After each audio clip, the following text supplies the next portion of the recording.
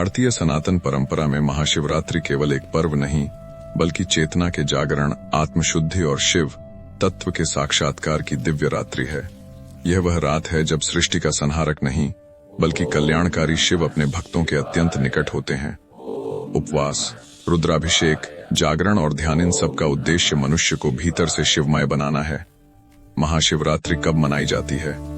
महाशिवरात्रि फाल्गुन मास की कृष्ण पक्ष की चतुर्दशी तिथि को मनाई जाती है, जो सामान्यतः फरवरी मार्च के बीच आती है।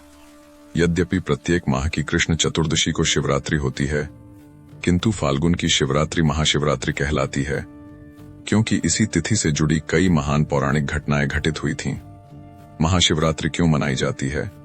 आइए जानते हैं। भगवान शिव और माता पार्वती का दिव्य विवाह, समुद्र मंथन में हलाहल विष का पान, अनादि अनंत ज्योतिर्लिंग का प्राकट्य, शिव का योग, तांडव और समाधि स्वरूप। आइए इन सभी की पूर्ण कथा विस्तार से जानते हैं। शिव पार्वती विवाह की पूर्ण कथा। देवी सती राजा दक्ष की पुत्री थीं। उन्होंने बचपन से ही भगवान शिव को अपना पति माना, परंतु दक्ष शिव को योगी, वैरागी और श्मशानवासी मानकर उनका अपमान करते थे। एक यज्ञ में अपमान सह न पाने पर देवी सती ने योगाग्नि में देह त्याग दिया। सती के वियोग में शिव गहन तपस्या में लीन हो गए।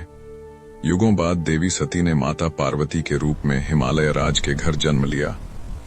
बचपन से ही पार्वती का मन शिव में रमा रहता था। उन्होंने शिव को पाने के लिए अत्यंत कठोर तप किया। पहले फल फूल त्यागे, फिर केवल पत्ते खाए, अंत में जल भी त्याग दिया। उनकी तपस्या से प्रसन्न होकर भगवान शिव ने फाल्गुन कृष्ण चतुर्दशी की रात्रि में माता पार्वती को पत्नी रूप में स्वीकार किया। इसी कारण महाशिवरात्रि को शिव पार्वती विवाह की पावन रात्रि कहा जाता है। यह दिन दाम्पत्य सुख, प्रेम, त्याग और समर्पण का प्रतीक है। समुद्र मंथन और नीलकंठ महादेव, देवताओं और असुरों ने अमृत प्राप्ति के लिए समुद्र मंथन किया। मंदराचल पर्वत मथनी बना और वासुकी नाग रस्सी।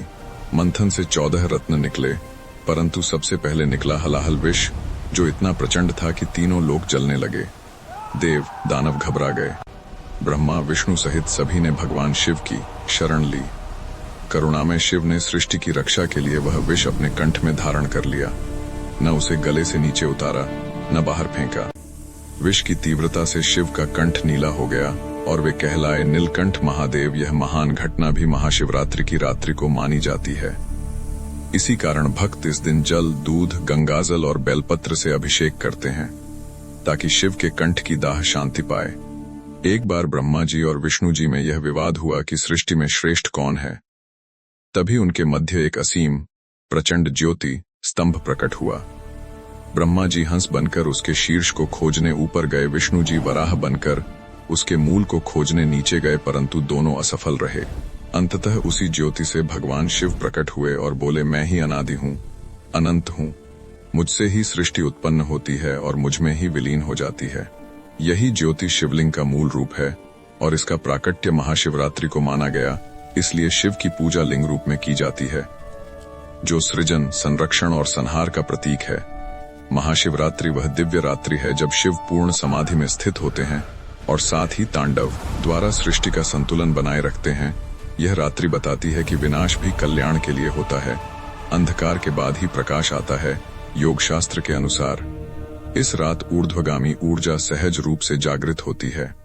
इसलिए ध्यान, मौन और जागरण का विशेष महत्व है।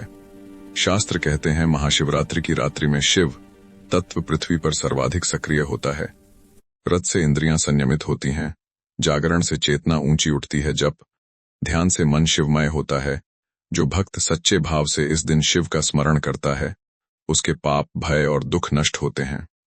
पूजा में चढ़ाई जाने वाली वस्तुएं और उनके अर्थ जल, शांति और जीवन, दूध, पवित्रता, बेलपत्र, त्रिगुणों पर विजय, भस्म, वैराग्य और नश्वरता, धतूरा, तपस्वी स्वरूप, दीप, ज्ञान का प्रकार।